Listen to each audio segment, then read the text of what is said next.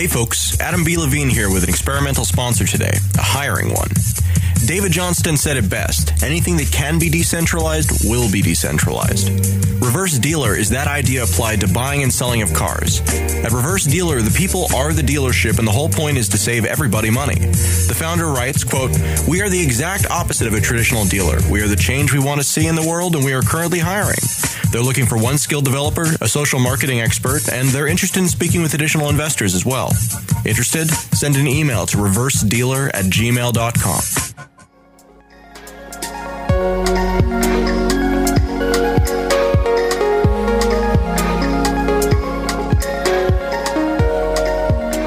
It's important to point out those things that aren't readily apparent. You know, sometimes the hidden consequences of laws and regulations can be really huge, and they're unseen. So people just say, "Oh, look at all the benefits that come from this," but there's costs too.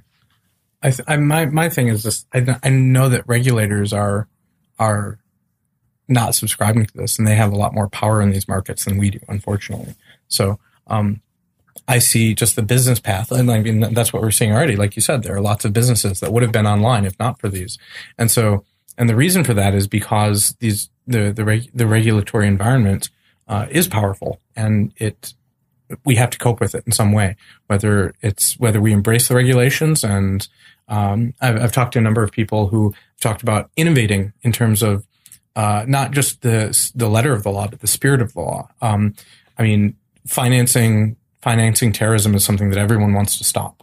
Financing violence is something that nobody wants to actually have happen. And so as an industry, there are probably ways of innovation within Bitcoin and within cryptocurrencies of stopping things like that the regulators have not thought of yet because they're still working on the old model. And so I think that there will be some sort of symbiosis in the future because, you know, nobody wants to finance criminals. Nobody wants to finance, you know. I don't want to finance criminals, which is why I try not to use the dollar. Yeah, right. And I don't either want to finance criminals and terrorists, but anyone can be labeled a criminal or a terrorist for doing things that don't hurt anyone, for simply moving, you know, over $3,000 from one bank account to another, or $10,000 across an international border. I mean, who have they harmed? What's the crime there? But they're a terrorist suddenly because somebody wrote it down on a piece of paper. Well, I think everyone pretty much been through this struggle, you know, of what is criminal and what isn't. That's why my first go-to word there was violence. Like, I think there are certain parts of what regulation is designed to do that we can all agree on. And the regulators, of course, use this as their go-to. Well, you know, if you don't comply with regulation, then you're going to be financing terrorists. And that's scary to a lot of people. Well, especially, you know, being here in New York, like that's something that resonates with people. I think that what people like to forget is, you know, history likes to repeat itself, and people tend to forget how cyclical these things are. You know, George Bush got a lot of heat when he compared himself to Lincoln. You know, good old George W. Bush said, they said, who do you most think of yourself as? And he said, I most see myself as Abraham Lincoln. And they're like, oh, that's preposterous. If you actually go back to what he said, Abraham Lincoln did speeches where he said he needed to suspend habeas corpus and the Fourth Amendment and search and seizure in order to fight the terrorists. Wow. And the terrorists he was referring to were pirates in the waters. So when George Bush compares himself to Lincoln, it's actually a very astute. He is the 20th century Lincoln, 21st, excuse me. Everything is cyclical. You really just need to look back and see the lies that they tell us now, or the lies they told us 200 years ago, or the lies they told us 3,000 years ago. There's always going to be a reason to take liberty away from you. And the question is the reason more legitimate now than it was 200 years ago? And why do we need it taken away now when we didn't need it taken away then? I think the human concerns that drive those cycles are probably the same today as they've always been. Sure, and fear. Whether you're getting attacked on the high seas or if some sketchy dude in Japan disappears with your money, people are afraid. And what I kind of want, my drive here is not whether or not we comply with regulation. It's not whether or not there are regulators or it's possible to be regulated. It's just how do we help people out the most by building businesses and building useful things and making people able to exercise their basic rights. And I think if we're going to do that in America, then that means some level of regulation, just because the regulators aren't going to suddenly go away. I'm really excited to see, even with the somewhat oppressive regulatory environment we seem to have, there's tons of new companies and there's tons of new way more than I would have expected, considering the guidance that's come out about what the regulators want. There's several new exchanges that I saw, several new trading platforms that I saw. I've heard talk of funds and things like that. And so it's really interesting to me to see that even despite all this, there's still this fertile ground. The mind reels what will happen in a country that decides that they're going to be completely hands-off Bitcoin and allow anyone to come and build a business around this. Like, the country that does that is going to explode. Right now, we're already seeing that with Switzerland and perhaps Hong Kong and other places around the world, and Panama, and Bitcoin companies moving to those places. I think it's still an open question what is going to be the best place in the world for Bitcoin. But one thing's for sure, Bitcoin can always go all over the world. I'm excited. The question is, where is the best place in the world for Bitcoin entrepreneurs? Right. Yes. Bitcoin is fine. It's an abstract idea and numbers. Yes, absolutely. Thanks for that. It's us in the meat space I worry about. Yeah. It's interesting, the idea of some of the ideas in Ethereum and other people working on self-executing entities and autonomous companies and smart contracts, smart property. So these things will, as you pointed out, sort of resist regulation, but they set up, in some ways, a new jurisdiction that is not in a given place. And I think that there's going to be innovation in sort of jurisdictional positioning. Like, the lawyers are going to have to catch up to the new reality of, and they will, because I mean, this is how things are happening. I don't think there will be that many ruffled feathers, but to perhaps some sort of special law or category of law that applies to things that exist virtually within the internet that are governed by cryptography, as opposed to a national jurisdiction. We're definitely headed there. I see that very soon. So. Right. So, yeah, I mean, let's turn this conversation a little more positive, away from the gloom and doom of government. And, Jeffrey, I wanted to focus in on something that you said, which was that you walk through the conference floor with all the exhibitor booths, and all of these companies were new. You were surprised to see some of these companies coming up, and these exchanges that you mentioned, are these the people who were saying 6 months ago, a year ago, oh yeah, I'm going to start a new exchange? And are you skeptical of that at all? Because there were a lot of people saying that, and they were getting a lot of investment. But... There were a lot of people saying that, lots of investment. I think there's still a lot of money in Bitcoin right now, chasing too few deals. Mm-hmm. There aren't, as far as I see, that many great deals in Bitcoin right now, as far from the opportunities for investment in the companies. But there are several, and I'm skeptical by default of anything. That's kind of what I do. I'm a hacker, and so the moment someone comes to me and says, "Oh, well, this is secure," I say, "Well, really? That's interesting." And I said the same thing about Bitcoin when I first discovered Bitcoin. Well, the best thing you could do for a product is say it's unhackable, right? Totally. We're going to find out. Anytime someone says that, we find out very quickly whether or not it's true. And that was, that's one of the reasons I don't really have many Bitcoin today, is because, like everything else that is new that claims to be unhackable, I didn't buy it. But there are a lot of businesses starting, and I guess this is, I forget who said this, but someone pointed out that a good startup seems like a bad idea at the time, but it's actually a good idea. So there's this class of things that seem like bad ideas, and then there's some little sliver in them that are actually good ideas. You just can't see them yet. We actually had that conversation on our way here, where I said that I wanted to resolve all judgment about Counterparty, because it is an innovation. It does sound great, but it's the type of thing where immediately when I heard it, it's like, that sounds like a horrible idea. Proof of burn. What are you doing? My poor money. But, the more I look at it, the more I'm like, hey, this does pass the smell test. I just need to reserve judgment until I learn more about it. I think a lot of the businesses that we're seeing pop up are probably terrible ideas. Considering the regulatory environment, I could have started many of them and didn't, because I'm afraid of the future in terms of what's going to happen in the United States. There's a lot of regulation that I'm sure we haven't seen yet that's going to happen in the next 6 to 12 months as more and more. Mt. Gox is not going to be the last one. There are going to be other idiots that start companies and try. Oh yeah.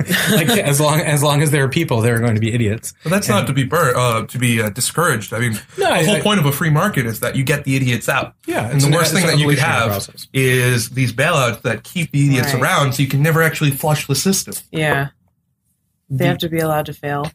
The whole point of a free economy is to have failure. If you don't have fires in a forest, the entire system breaks down. Mm-hmm. I just see that there's a lot of fear right now from a lot of people because now there's more people to be afraid. I guess that's the big difference is that a year or two ago, everyone was like, oh yeah, Mt. Gox, it's terrible. It's going to collapse. And then it did collapse. But when it collapsed, there were so many more people in the Bitcoin space than when we first started seeing signs that it was going downhill, that it had a much bigger effect than I thought it was going to in terms of perception and attitudes about Bitcoin. The stakes are higher now. Even people that didn't have money in it, they point to it and say, well, this is bad. This might be bad because of this. And it's not an actual practical concern. It's more of an emotional concern because I want to see Bitcoin businesses explode. I want to see more and more, like you were saying, I want a free market. I want people to start 10 businesses and then for them to all try 10 different things, 9 of them to go under and the one to succeed. The standard entrepreneurial startup ecosystem. I love that kind of stuff. I love building things, conducting experiments and finding out if they work. And this is going to spur all kinds of innovation for new service categories. And now we have multi-sig and there's all sorts of new businesses around that. I met with Will from BitGo yesterday. They're doing a really cool, thing that's going to really help a lot of people, I think, because they have a multi-sig setup.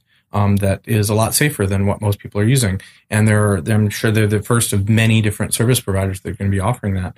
A multi-sig setup for what? For Bitcoin holdings. Okay. So, whereas, you can set it up so you have 2 of 3 keys required. And so your exchange or your online wallet holds one of them. And then you have one in cold storage and you have another one on your computer. So if any one of these 3 points is compromised, then you don't lose all of your money. So for instance, in the case of a free aid, if blockchain were to have something like this, blockchain could have said, hey, you withdrew more than $200 today. That's an abnormal behavior for you. Do you want us to confirm this, or could you take your money, your third key out of cold storage and sign this to confirm that you wanted to take more than $200 out? Right. And that could prevent things like that. Absolutely. And there are a lot of companies using these new technologies to make things safer. And I'm excited about that because it's going to mean that there are fewer instances where regulators say, well, something must be done and come in and try to meddle with the perfectly working economy. Somehow I doubt that. But I do think there's a need for security and greater and services in the area of security and insurance and all that kind of stuff. So I'm glad to see those things popping up. Another thing that I really wanted to talk about on this show was there was a lot of buzz at this conference about MadeSafe. Did you guys hear that? Like everybody seemed to be talking about it, along with, of course, like the kind of Bitcoin 2.0 type of protocols, like everybody kind of making their own coin or, company IPOs and things like that. We had a talk from Xavier Hawk with permacredits, and he was talking about this sort of, it's built on counterparty and it's a currency that's backed by the permaculture ecosystem. I'm sure you'll hear more about that later. But, John, you also had to talk about DAX and DAOs. Yeah. And so that was exciting to me. Do you want to talk a little bit about what you said in your talk about DAX? I think that the thing that's least understood about distributed autonomous organizations, or whatever you want to call them, is the most transformative thing that they do is they create price discovery where there was none before. So I like to call it let there be price, which is, it's a light switch. So when we're looking at behaviors or systems where there is no price discovery, there is no capacity to know whether or not you wish to invest in that behavior as a business or to do it in any way, because you have no idea.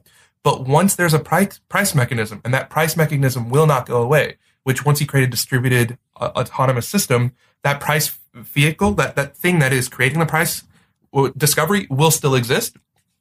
It'll always be incentivized for people to do it. Because what happens is once you have price discovery, it doesn't matter how risky or how dangerous, it doesn't matter how hard or annoying, there will always be someone willing to do it because that just means the price gets higher. The concerns related to the service or the product get internalized into the price that the market's willing to bear for it, and the service will always be rendered.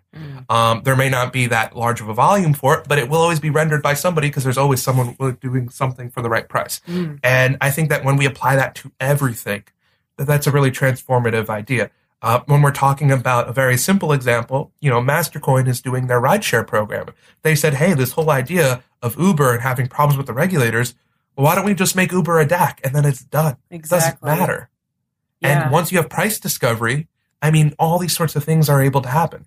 That's what I'm talking about with sort of moving things away from traditional corporate structures that can be regulated and put pressure on, and just decentralizing everything so that there's nothing to put that pressure on. I mean, if you think about Uber, it's really hard to argue against it, or Lyft or whatever, one of these rideshare apps.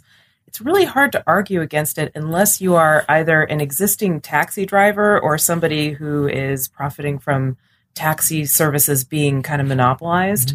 If you're a regular person, you can now get a ride on demand for a cheaper price than you would have been able to pay before. So what's to lose about that? One of the issues that people brought up over and over again is their pricing model is not flat or fixed, and so it's sort of in times of extreme demand, and I don't necessarily disagree with this, but some people do. In times of extreme demand, it favors people who are willing to pay maybe a few $100 to go a few blocks. You can always get a car, but like you said, when you have price discovery, you can always find someone willing to render a service at a price. But then the problem is, what if that price is beyond what you think is sane? Well, I mean, that's also the idea of price gouging is total malarkey. I mean. Yeah, and I agree with that, and I agree as well, but I think there are a lot of people that don't. I mean, price elasticity is a very important thing to the economy, to life. I mean, if you look at systems to which don't allow price gouging, which really means allowing elasticity of demand, what happens is you have people dying in the streets because you can't quantify people who need it versus people who want it. Sure. And when you look at things like Sandy, where gasoline became a scarce commodity, and you had people dying from, cold exposure and things like that because they needed heat, they needed electricity. There were people who couldn't leave the house, and they couldn't price it at a level that would really allocate it most efficiently because there was price gouging. And people who did that got thrown in jail. I knew somebody who went around the block and said, "Hey, I'm driving all the way up the state, and I'm going to get some gasoline. I'm going to drive it back. Can I charge you $7 a gallon?" And would that be something you'd be comfortable doing? You wouldn't have to wait in line. You wouldn't have to spend 4 hours waiting in line. Mm-hmm. Is this something you'd be interested in? Everyone said sure, and then one of those neighbors called the cops on him and got him arrested. Wow. Oh, that's too bad. And what ended up happening? Now people don't have, price discovery is needed, and gouging in a system to which isn't manipulated by an oligopoly or a monopoly or government invention is the market-driven demand. Right, I agree. I'm glad you brought that up, Jonathan, because it sounds like a case of basically determining transaction fees. Almost exactly like on the Bitcoin network, transaction fees to send Bitcoin from one place, transaction fees to move a person from one part of the city to the other. Those transaction fees can and should be determined by market mechanisms. If they're set by a board of directors, then it's okay, that's probably not the best way to do it, and I would kind of agree with you there. But, yeah, let the market decide, exactly. And there will be price